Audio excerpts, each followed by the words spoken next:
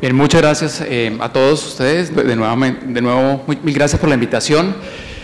Esta situación que vamos a manejar a partir de este momento es como si nosotros estuviéramos aterrizando un avión.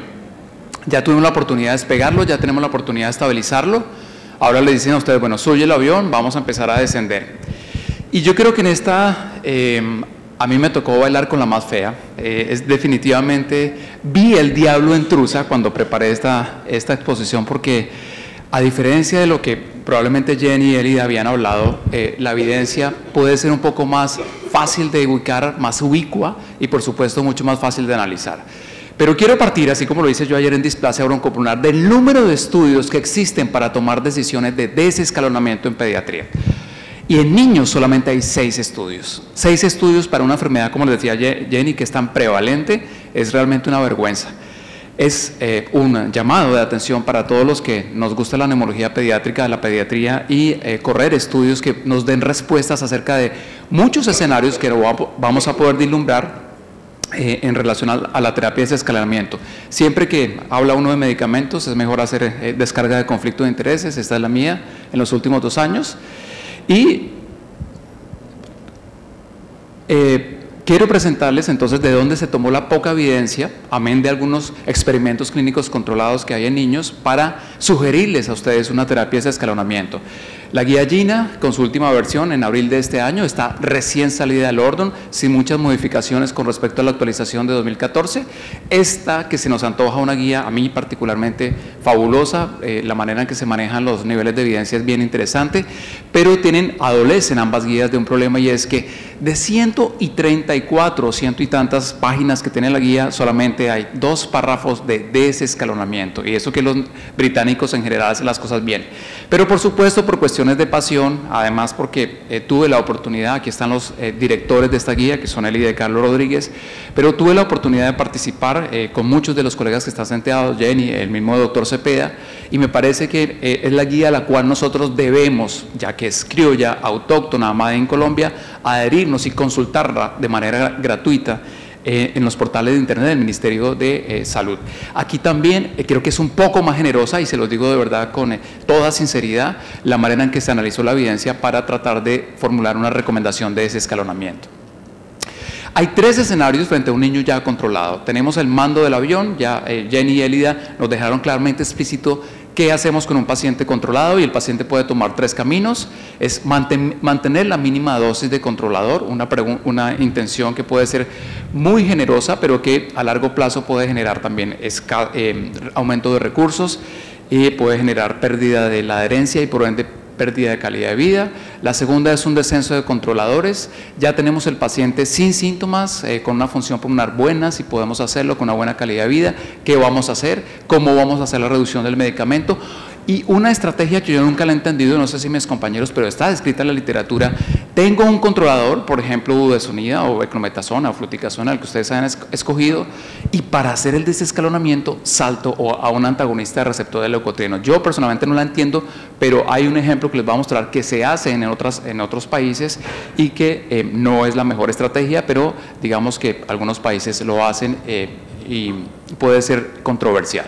Y la suspensión definitiva del controlador, el mejor escenario que lo vamos a trabajar es cuando yo llego ya a la dosis mínima, por ejemplo de beclometasona de 50 microgramos o budesonida de 50 microgramos, o de fluticasona de 50 microgramos, y decido entonces ya definitivamente santiguar a ese paciente, darle una espaldita, unos masajes en la espalda, y decirle apiádese a su angelito para que no tengamos una exacerbación. Esa es como la realidad que hay en términos ya de cuando uno ha llegado y ha aterrizado a esa pista de ese paciente. Este es el step up, perfectamente discutido por mis compañeras, pero miren lo que yo encontré al hacer la revisión, caritas felices. Los pediatras saben cómo hacer step up, yo creo que y más con estos mensajes que Elida nos ha dejado claros, pero miren esta carita triste porque muchos pediatras no saben cómo hacer desescalonamiento, y esto es importante. Entonces, ¿qué sucede en el escenario de un paciente que está controlado? Con un chasquido de manos, que a veces no solamente es del pediatra, sino de la mamá, como sucede en el escenario más probable, suspenden súbitamente el corticoide. Se van 200 microgramos de budesonida, 250 microgramos de fluticasona, 200 microgramos de budesonida. cuando realmente no sabemos si esa es una buena estrategia, dado que pueden reaparecer nuevamente, particularmente un desenlace que es crítico para el paciente en primer lugar y para nosotros, que son las exacerbaciones. Primer mensaje a casa que quiero darles: el porcentaje de crisis que se presentan cuando yo suspendo abruptamente un controlador es del 25%. De cada 100 crisis que hacen los niños, 25% obedecen, o un cuarto de ellas, visto de otra manera, a solamente el hecho de haber sometido sin ningún desescalonamiento por parte de un médico irresponsable o por parte de la mamá un controlador. Ojo con ese 25%, porque puede ser significativo en una enfermedad tan prevalente como el asma, y que además nosotros podemos tener prevención. Esta es muy rápida, lo voy a explicitar en gráfica, pero no tanto para decirles por qué es importante mantener un controlador. Observen aquí, cuando yo expongo a un controlador, qué pasa con el niño estos 3 meses. Estos son síntomas, particularmente las pruebas de función pulmonar empiezan a mejorar después de 4 meses, 3 o 4 meses de exponer al niño al controlador, el que sea, en este caso corticoide, y miren, la hiperreactividad bronquial solamente mejora hasta después del año de haber expuesto al niño al controlador. Para nosotros generar un conglomerado de síntomas en el bronquio del niño para poderlos controlar se necesita un tiempo al menos de 12 meses. Entonces, por eso, esta gráfica que aparece acá es la que indica probablemente en qué momento podemos empezar el desescalonamiento de este niño. Y fíjense que parte más o menos desde los 10 meses hasta los 18 meses, cuando decidamos quitar el controlador que tiene, el niño probablemente ya va a tener controlado sus síntomas nocturnos, sus síntomas diurnos, su función pulmonar, su calidad de vida, y al menos se ha estabilizado la hiperreactividad bronquial. Mucho cuidado con ese concepto. Entonces, esto de andar colocando controladores por una semana, por 15 días, por un mes o 2 meses no tiene ningún sentido, porque no van a lograr el efecto final, que es el control del asma. Ya nos habían hablado Elida y Jenny acerca de esto. En el momento en que yo tomo la decisión de apretar la palanca para empezar a bajar ese avión, para hacer aterrizar a ese niño, debo estar seguro que esto está ok, la técnica inhalatoria, el nivel de control a través de los múltiples herramientas que tenemos, el Childhood Asthma Control Test, el TRAC, el número de exacerbaciones, 0 idealmente, la calidad de vida, etcétera, etcétera. Y condiciones que pueden garantizar que les van a ayudar a ustedes a tomar una decisión, que ese descalonamiento va a tener un porcentaje de éxito cercano al 70%. No asuman que un desescalonamiento, aún en paciente elegible, va a tener una efectividad del 100%. Primero, muy importante, el paciente tiene más éxito de no presentar exacerbaciones si está enrolado en un programa de seguimiento de asma. Nosotros tenemos en la Fundación Neumológica, en el Hospital Militar, sendos programas de seguimiento de pacientes, y siempre está acompañado, como lo decía Elida, nuestros niños no sufren de agenesia de pediatra. Y sobre todo en el momento más clave, que es cuando está quitándose o se está reduciendo el medicamento. Ser elegible para cualquier guía de práctica clínica, ojalá escojan la nuestra, pero si quieren escoger Gina, no hay ningún inconveniente, pero luchemos por nuestro producto nacional, que es la guía del Ministerio de Salud, para el desescalonamiento. Yo me acojo a lo que dice esa guía para empezar a aterrizar ese avión, para empezar a disminuir las dosis del controlador.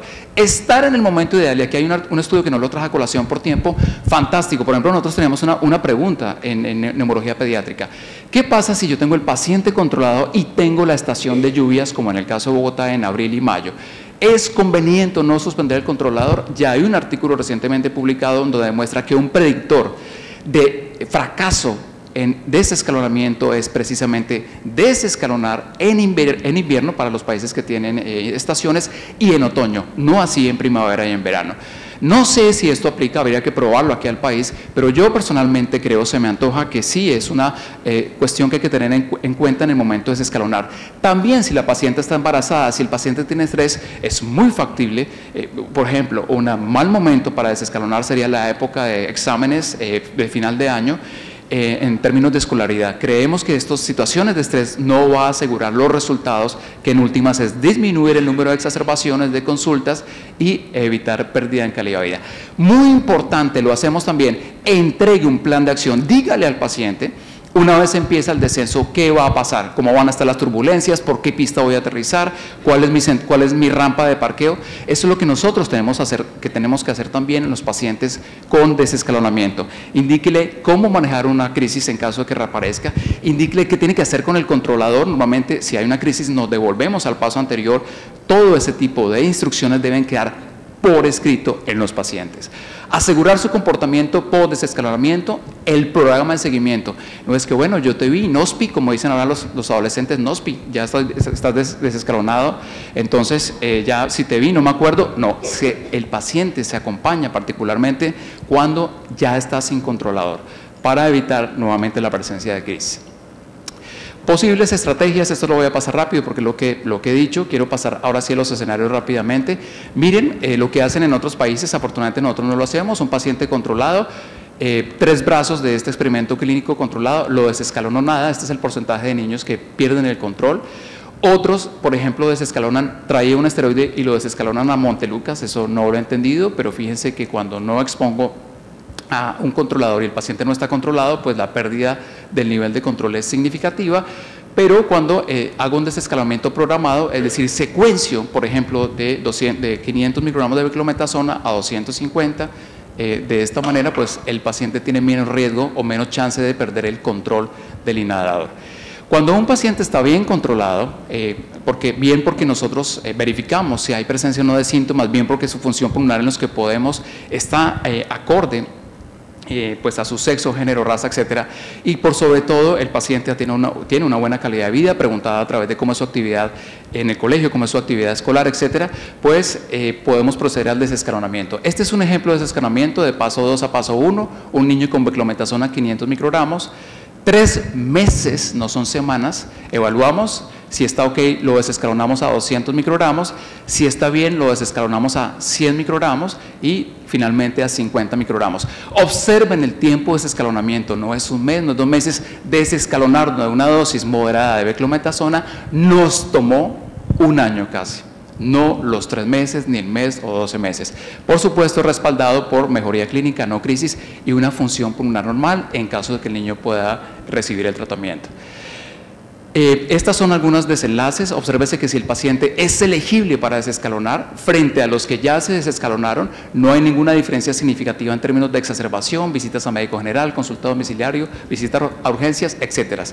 Puesto de otra manera o visto de otro modo, si el paciente realmente tenía criterio de desescalonar, lo aterricé y ya no necesita control, tú sientas algunos síntomas o en el momento en que estés entrando en crisis. Esto se llama la terapia STAR.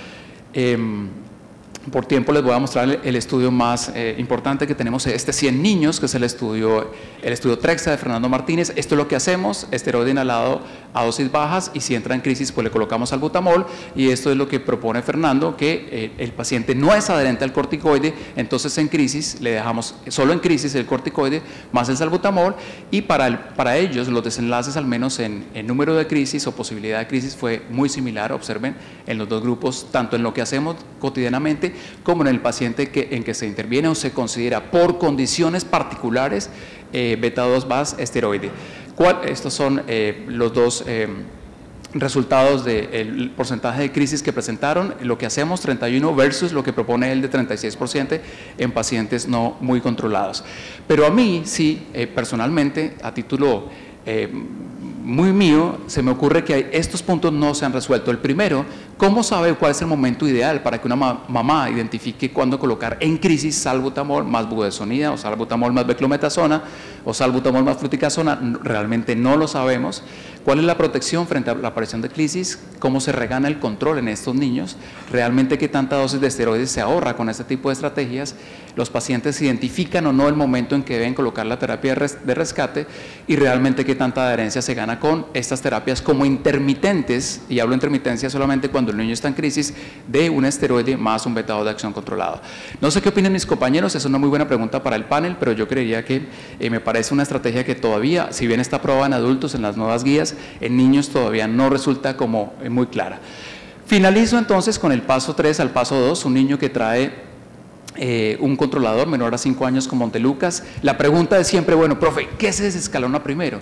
Las guías realmente dicen que una vez se llega a una dosis, por ejemplo, de fluticasona de 250 microgramos o de budesonida de 200, se quita primero el controlador que se asoció. Recuerden que la primera elección, el gol estándar es esteroide. En este caso hubo un control del niño, colocamos a posteriori, estaba descontrolado, colocamos el Montelukast, ya hay un control. Y no hay una evidencia realmente para esto, pero las guías a través del consenso suponen que probablemente esta sea la mejor manera de desescalonar. Quitamos el Montelukast, mantenemos 3 meses la dosis de fluticasona que traíamos y posteriormente pasamos a 125, y aquí también falta una casilla donde estaría la fluticasona, para este caso de 50 microgramos, evaluando exactamente lo mismo: mejoría clínica, no crisis y función pulmonar. Pero veamos lo complejo que es desescalonar un niño mayor a 6 años, la categoría que Jenny y Elia nos decían, entre 6 a 11 años. Entonces tenemos un niño, por ejemplo, con salmeterona fluticasol, aunque esto es válido también para budesonida formoterol, es decir, una terapia combinada de esteroide más LABA, en donde evaluamos a los 3 meses su comportamiento de síntomas, su actividad, su desempeño en el colegio, en los deportes. Va bien, entonces lo que hacemos es reducir al 50% la dosis de esteroide. Va mejor, dejamos, suponemos, solamente hay 2 experimentos, uno con budesonida y uno con salmeterol fluticasona, que esto es lo que debe hacer el niño, una monodosis de salmeterol fluticasona, y luego sí lo desescalonamos a la fluticasona a la misma dosis que traía hasta que el paciente se haya dado de alta. Sin embargo, aquí tenemos una situación, si ustedes cuentan 3, 6, 9 y 12 meses, tenemos una situación contradictoria, porque la FDA de niños dice, bueno, en el caso de niños, muchachos, que las estableció en el 2011, tan pronto usted controle a su paciente, quite el LABA, en este caso, esta indicación es particularmente para pediatría, lo más rápido que pueda. Realmente este desescalonamiento en los experimentos clínicos controlados es el que ha sido contundente en demostrar que con una terapia combinada como estas se disminuyen las exacerbaciones, los síntomas nocturnos y se mejora la función pulmonar, pero no en los 3 primeros meses. Probablemente en el 6º o en el 9º mes, como sucede en adultos. Entonces, ¿cuál es el mensaje que nos deja la FDA? Realmente es contradictorio lo que la FDA recomienda para desescalonamiento en niños versus lo que encontramos en la literatura de experimentos clínicos controlados. Y con este ejemplo finalizo: budesonida formoterol, miren, desescalonando cada 12 horas un grupo de niños en términos de variabilidad del PEF. Miren lo que pasa si lo exponemos a budesonida formoterol una sola dosis, o qué es mejor. Si yo ya tengo un controlado de paciente, una opción es, por ejemplo, budesonida formoterol a una sola dosis o budesonida sola, y observen que en general el control o la variabilidad del pico flujo es menor cuando yo tengo una combinación a una sola dosis, budesonida formoterol en este caso, en vez de budesonida. Fíjense lo contradictorio que es la literatura. Este es uno de los estudios que aduce que probablemente se debe hacer la secuencialización hasta una monodosis de terapia combinada, budesonida formoterol, salmeterol fluticasona, y luego sí bajar al corticoide que traía o que trae esa terapia combinada a la dosis mínima que asegure el control. Las conclusiones: entonces debe asegurarse siempre un buen control de la enfermedad. La terapia desescalonada se inicia cuando haya control de síntomas y normalización de la función pulmonar, y quizás en las guías no hay énfasis, pero cuando haya una calidad de vida, que el niño coma, se serene, juega, coma helados, haga deporte sin ningún tipo de síntomas. El desescalonamiento de esteroides debe reducirse 50% cada 3 meses, cada 3, 50 cada 3. No es 100% a las 8 o a las 12 semanas de haber formulado el corticoide inhalado. Preferiblemente se escalona el antagonista receptor de leucotrienos antes que el esteroide inhalado, ya saben, a dosis equivalente de 200 microgramos de budesonida, de beclometasona 250 o de fluti 250, ahí se quita el antagonista receptor. Existen inconsistencias entre las políticas de la FDA, al menos en niños, versus cuánto tiempo dejar o cómo desescalonar, en qué tiempo desescalonar mejor a un niño con terapia combinada. Es probable en niños, mejor estrategia más segura, esto es al revés, 50% de descenso del esteroide y mantener el LABA, y sin importar el desescalonamiento metódico al suspender el controlador. Es importante, como lo dije en el transcurso de la charla, que el paciente no sufra de agenesia de pediatra. Muchísimas gracias por la atención.